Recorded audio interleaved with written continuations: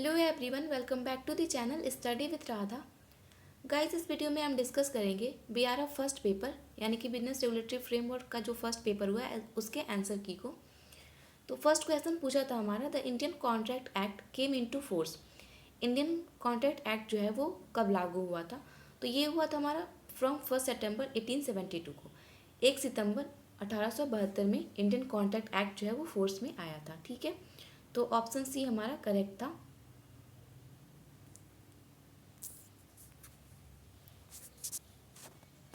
Next question था हमारा, contract with minor is.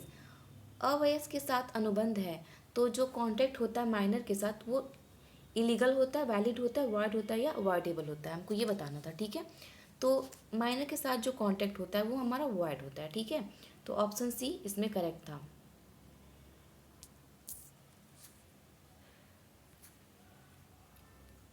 Question number 3 था हमारा, agreement caused by a bilateral mistake of fact is.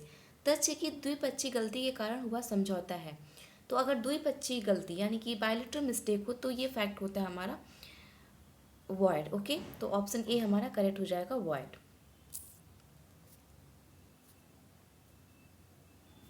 Next question था हमारा question number 4, which of this is wearing contract. Wagering contract इनमें से कौन सा है ये हमको बताना है। तो वेजरिंग कॉन्ट्रैक्ट जो है वो इंश्योरेंस कॉन्ट्रैक्ट भी होता है, लिजिमंडी कॉन्ट्रैक्ट भी होता है और लॉटरी कॉन्ट्रैक्ट। ये सारे कॉन्ट्रैक्ट जो होते हैं वो एक तरह के वेजरिंग कॉन्ट्रैक्ट ही होते हैं। ठीक है, तो यहाँ पे हमारा करेक्ट ऑप्शन था option number D, all of the above. Next question था हमारा, consideration must move at the desire of dot dot. प्रतिफल डॉट डॉट की इच्छा पर चलना चाहिए। तो प्रतिफल यानी कि कंसिडरेशन जो है वो हमेशा प्रोमिसर की इच्छा पे चलनी चाहिए। ठीक है, तो ऑप्शन सी हमारा करेक्ट होगा यहाँ पे, द प्रोमिसर। ठीक है,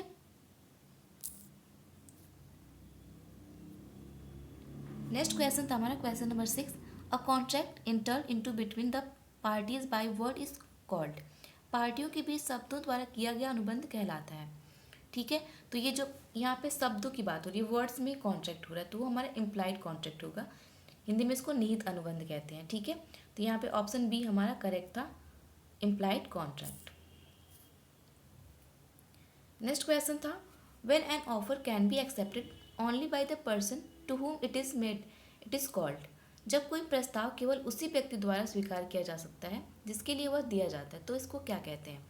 तो यहाँ पे हमारा करेक्ट ऑप्शन होगा स्पेसिफिक ऑफर, क्योंकि स्पेसिफिक पर्सन के लिए दिया जा रहा है तो ये स्पेसिफिक ऑफर होगा। तो ऑप्शन सी यहाँ पे हमारा करेक्ट था।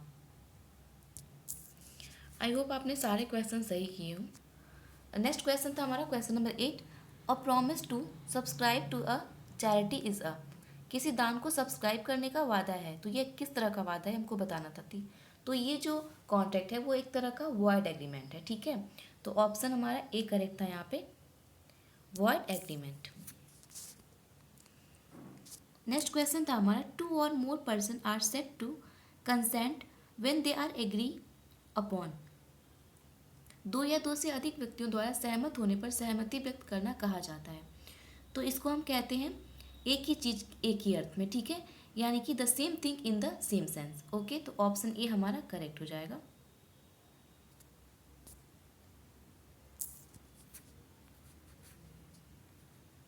नेक्स्ट क्वेश्चन था हमारा question number 10, the term quid pro quo means. प्रतिदान शब्द का अर्थ है तो इसका अर्थ होता है हमारा समथिंग इज रिटर्न, बदले में कुछ। ओके, क्विड प्रो क्यू का अर्थ होता है समथिंग इन रिटर्न, यानी कि ऑप्शन ए हमारा करेक्ट था। नेक्स्ट क्वेश्चन था हमारा question number 11, which of the following is not an essential element of valid contract. निम्नलिखित में से कौन सा वैध अनुबंध का अनिवार्य तत्व नहीं है।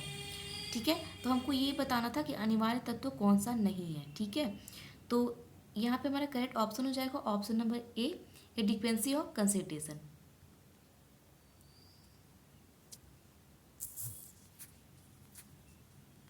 नेक्स्ट क्वेश्चन था हमारा question number 12, if a contract provide us if a contract provide for the payment of a certain amount on breach of the contract, such payment is treated as। तो यदि कोई अनुबंध के उल्लंघन पर एक निश्चित राशि के भुगतान के लिए प्रदान करता है तो ऐसे भुगतान को कहा जाता है। तो ऐसे भुगतान को जब ये ब्रीच करने पे देता है कॉन्ट्रैक्ट, तो इसको हम कहते हैं लिक्विडेटेड डैमेज। ओके, तो ऑप्शन सी हमारा यहाँ पे 12 में करेक्ट था, option C liquidated damages.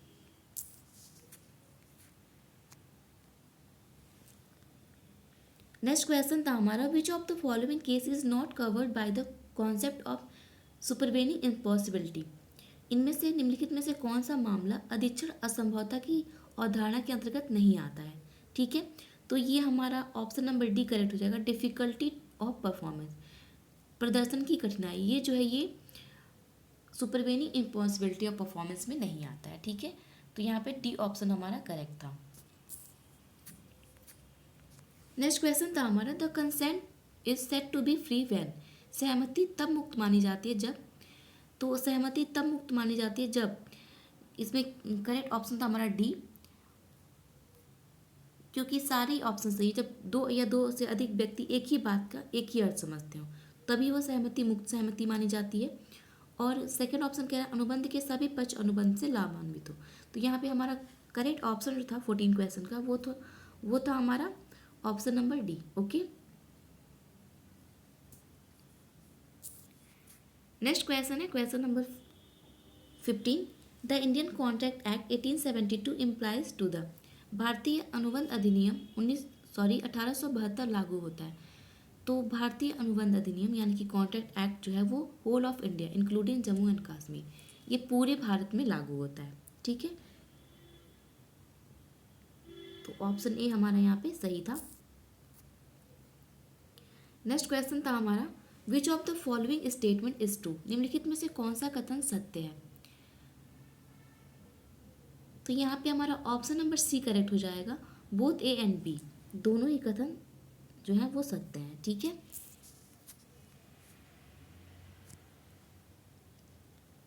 Next question था हमारा question number 17, in case of void agreement collateral transaction are. शून्य कागारों के मामले में संभावित लेन देन होते हैं।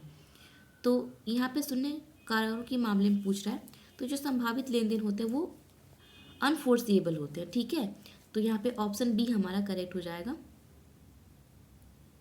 सॉरी यहाँ पे ऑप्शन डी करेक्ट हो जाएगा, इलीगल होते हैं। ठीक है, तो ऑप्शन डी हमारा करेक्ट हो जाएगा।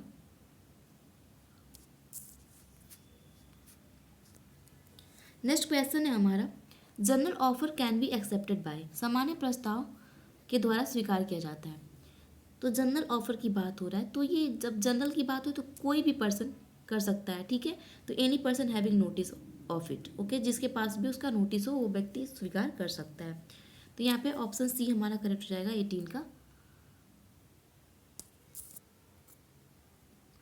नेक्स्ट क्वेश्चन था, विच of the following does not constitute valid acceptance.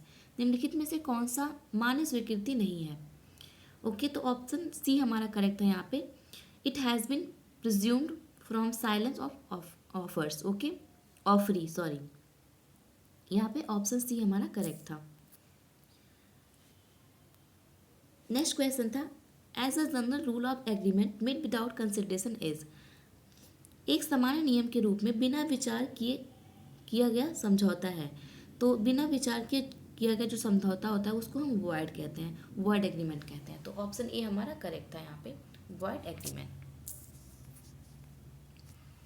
Next question था, an agreement made with free consent to with the consideration is lawful but inadequate is. स्वतंत्र सहमति के से किया गया एक समझौता जिसके लिए विचार वैध है लेकिन अपर्याप्त है। तो यहाँ पे करेक्ट आंसर था हमारा option number B, valid.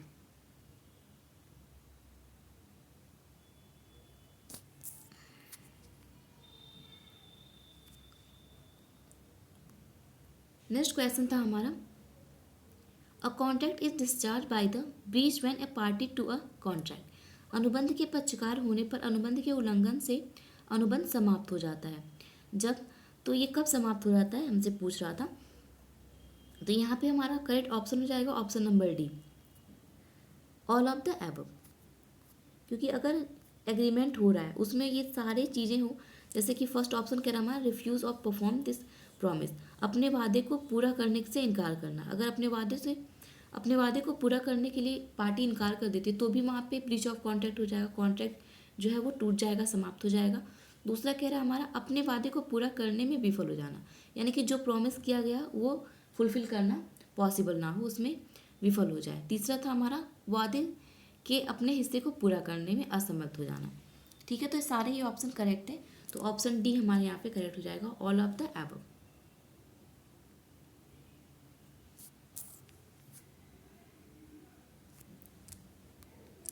Next question था हमारा, when the parties mutually agree to change certain terms of contract this is called. जब एक पक्षकार अनुबंध की कुछ शर्तों को बदलने के लिए सहमत होते हैं तो ये कहा जाता है, तो इसको हम कहते हैं the novation of a contract, अनुबंध में नवीनीकरण करना, कुछ निवेशन करना। तो ऑप्शन बी इसमें हमारा करेक्ट था।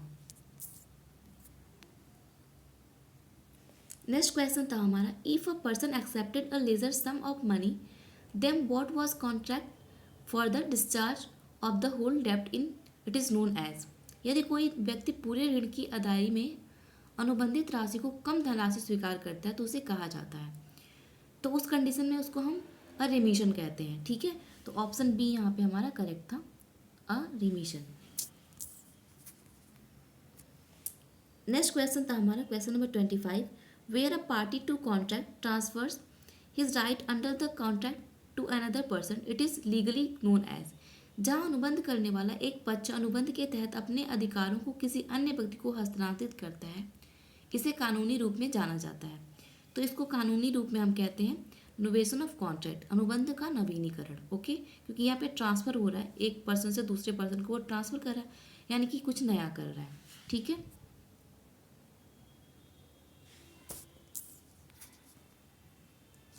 नेक्स्ट क्वेश्चन था हमारा, offer to perform is called. प्रदर्शन करने का प्रस्ताव कहलाता है, तो प्रदर्शन करने का प्रस्ताव अटेम्प्ट टू परफॉर्मेंस कहलाता है। ठीक है, तो ऑप्शन ए हमारा करेक्ट था, अटेम्प्टेड परफॉर्मेंस। नेक्स्ट क्वेश्चन था हमारा, an offer of performance is known as. प्रदर्शन के प्रस्ताव को कहा जाता है, तो प्रदर्शन के प्रस्ताव को हम टेंडर कहते हैं। ओके, ऑप्शन सी यहाँ पे करेक्ट था हमारा, टेंडर। नेक्स्ट क्वेश्चन था, the offer to perform the contract must be. अनुबंध करने का प्रस्ताव होना चाहिए, तो अनुबंध करने का प्रस्ताव जो है वो हमेशा अनकंडीशनल होना चाहिए। ठीक है, तो ऑप्शन ए हमारा करेक्ट था यहाँ पे, अनकंडीशनल। इसका आंसर आप लोग कमेंट करके बताइएगा, लेकिन मुझे जहाँ तक लग रहा है कि अनकंडीशनल ही होना चाहिए। ठीक है, फिर भी अगर आप लोग को कोई डाउट हो तो कमेंट करके बता दीजिएगा। आई थिंक ऑप्शन ए ही करेक्ट है, अनकंडीशनल। ओके, नेक्स्ट क्वेश्चन था हमारा, the offer to perform the contract must be. Sorry, ये क्वेश्चन रिपीट हो गया।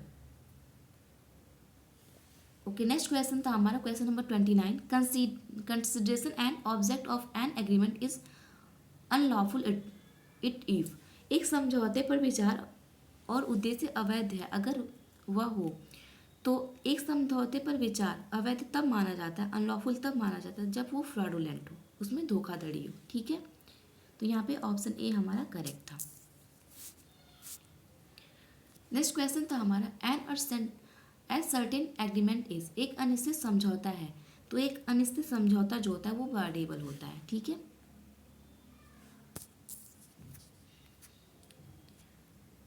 नेक्स्ट क्वेश्चन था हमारा question number 31, which of the following is a contingent contract. निम्नलिखित में से कौन सा आकस्मिक अनुबंध है। तो यहाँ पे कॉन्टिजेंट कॉन्ट्रैक्ट पूछ रहा है हमारा, तो इस क्वेश्चन का करेक्ट आंसर हो जाएगा हमारा option B, contract for doing impossible act. असंभव कार्य को करने का अनुबंध, जो काम करना पॉसिबल ना हो उस काम को करने का अनुबंध जो होता है वो कॉन्टिजेंट कॉन्ट्रैक्ट बोला जाता है। ठीक है, ऑप्शन बी यहाँ पे हमारा करेक्ट था। नेक्स्ट क्वेश्चन था, consent means parties agree on. सहमति का अर्थ है पार्टियों पर सहमत होना, तो इस क्वेश्चन का करेक्ट आंसर था हमारा option number C, the same thing in the same sense. एक ही बात पर एक ही अर्थ में।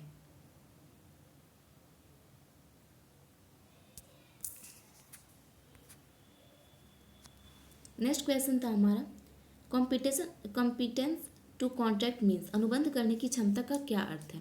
तो अनुबंध करने की क्षमता का अर्थ होता है एज ऑफ पार्टीज, पार्टी की उम्र क्या है, ताकि उसकी जो एज लिमिट है वो अनुबंध करने के लिए सही है या नहीं। सेकंड था हमारा unsound of the mind of the party, party के दिमाग की मजबूती। तो ये दोनों ही इंपॉर्टेंट है, ठीक है। तो ऑप्शन सी हमारा करेक्ट हो जाएगा। Both an A and B, ये दोनों ही कॉम्पिटेंसी होती हैं, क्षमता होती है अनुबंध करने की, ठीक है।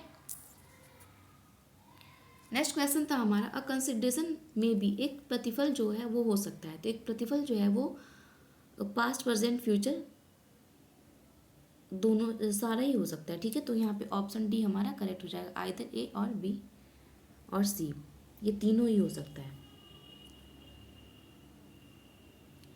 पास्ट भी हो सकता है, प्रेजेंट भी हो सकता है और फ्यूचर में भी हो सकता है, ठीक है।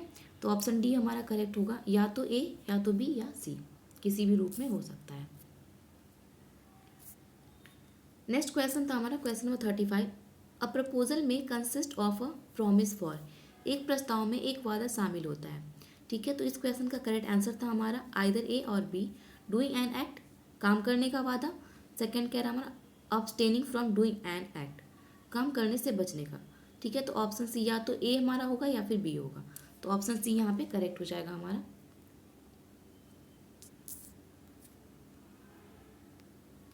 नेक्स्ट क्वेश्चन था the offer made to be specific person और group of person is known as, किसी विशिष्ट व्यक्ति या व्यक्तियों के समूह को किसी नए प्रस्ताव को कहा जाता है।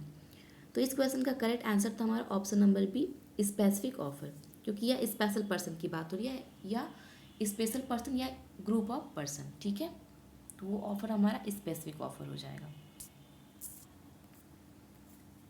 नेक्स्ट क्वेश्चन था term of the offer must be, प्रस्ताव की शर्तें होनी चाहिए।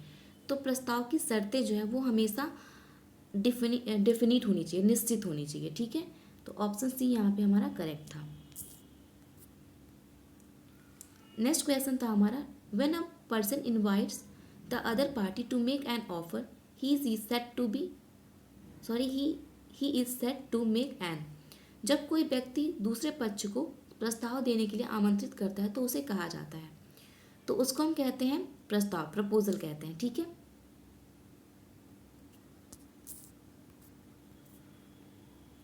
नेक्स्ट क्वेश्चन था हमारा goods displayed in a shop with a price label is, एक दुकान पे मूल्य लेबल के साथ प्रदर्शित माल है। तो वो माल जो होता है वो हमारा एक तरह का इन्विटेशन टू ऑफर होता है, ठीक है, एन इन्विटेशन टू ऑफर। तो ऑप्शन बी हमारा करेक्ट हो जाएगा। लास्ट क्वेश्चन था हमारा question number 40। When the offer made by two person to each other containing similar term of bargain cross each other in the past they are known as, जब दो व्यक्ति द्वारा एक दूसरे को सौदे की समान शर्तों वाले प्रस्ताव पोस्ट में एक दूसरे के को पार करते हैं तो उसे कहा जाता है। तो उसको हम कहते हैं क्रॉस ऑफर, क्योंकि यहाँ पे एक ऑफर के बदले दूसरा ऑफर हो जा रहा है, ठीक है। तो ये क्रॉस ऑफर का सिचुएशन था, ठीक है। तो ऑप्शन ए यहाँ पे हमारा करेक्ट था। तो आई होप आपने सारे क्वेश्चन मैच करा लिए होंगे, कितने क्वेश्चन आपको करेक्ट हुए हैं, ठीक है। ओके, मिलते हैं नेक्स्ट वीडियो में। Thank you, have a good day.